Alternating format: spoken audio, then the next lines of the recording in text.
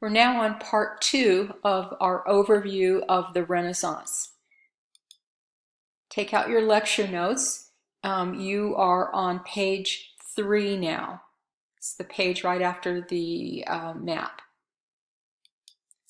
So what led to the rebirth in Europe?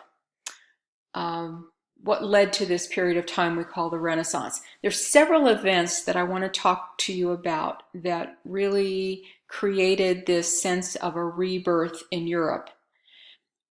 First of all, as you've already learned, gunpowder was introduced to Europe during the Middle Ages, and this changed warfare substantially. People could no longer rely on local lords and their knights for protection as they had during the Middle Ages. Secondly, as a result, powerful kings with central authority over large areas of land were taking charge, and each of these city-states was ruled by a powerful leader or family. 3. During the Middle Ages, there were many church scandals. Some priests didn't keep their vows, church leaders fought over who would be pope, and too often church offices were sold to the highest bidder. This led to a loss of respect for the church's leadership. People began to question what the church had to say. Was the church the final authority?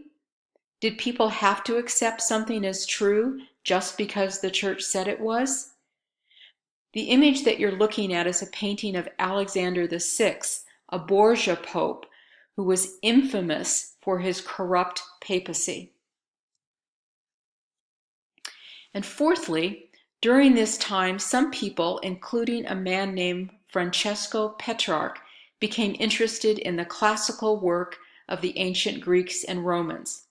Petrarch and others became fascinated by what those ancient people thought and believed, in the art they created, and in their political views. Wealthy patrons were an important factor in the Renaissance.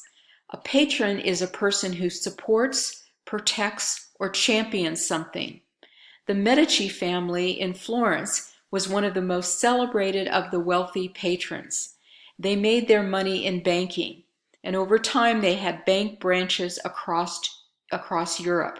They were the most powerful family in Florence. This is a painting of Lorenzo de' Medici. He's known as Lorenzo the Magnificent, and he supported artists such as Botticelli and Michelangelo.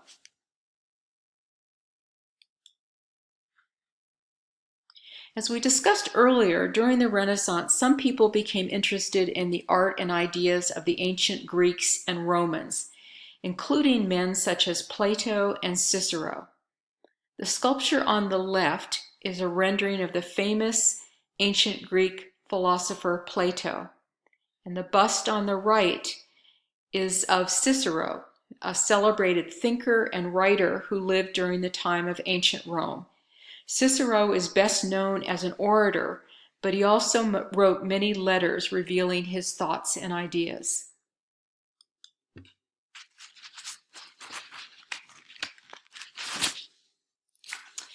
And that leads us back to Francesco Petrarch, the so-called father of the Renaissance.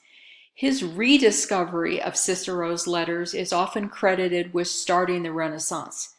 This is a drawing of Petrarch.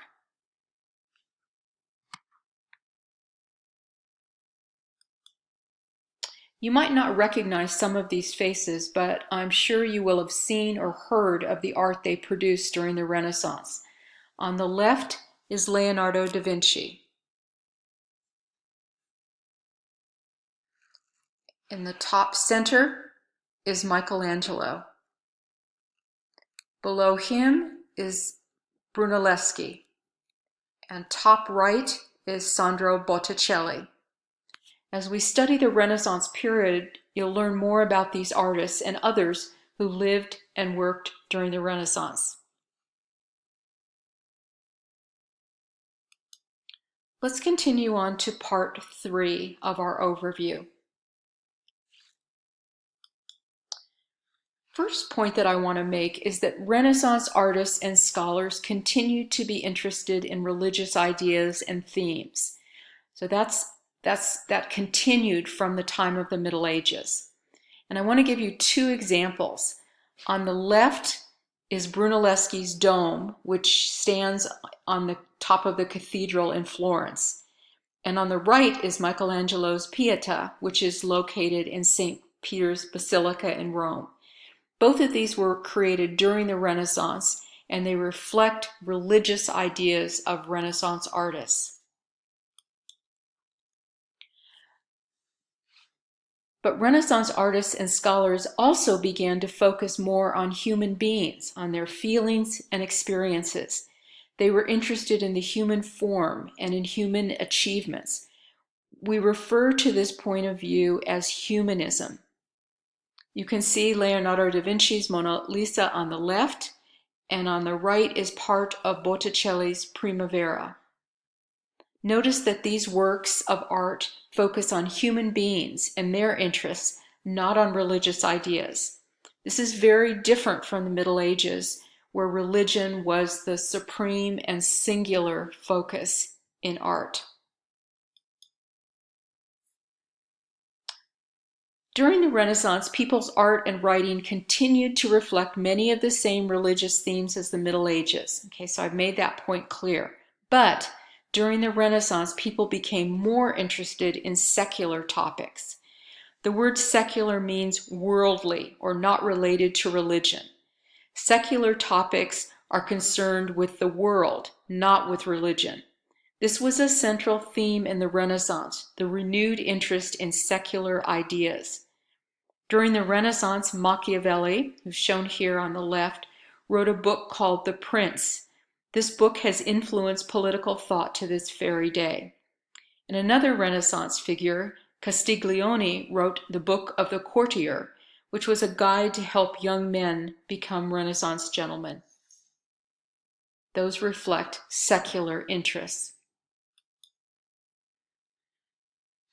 The new emphasis on humanism had a profound effect on European society and helped to bring about cultural, religious, and scientific changes throughout Europe. These changes ultimately affected and involved the entire world.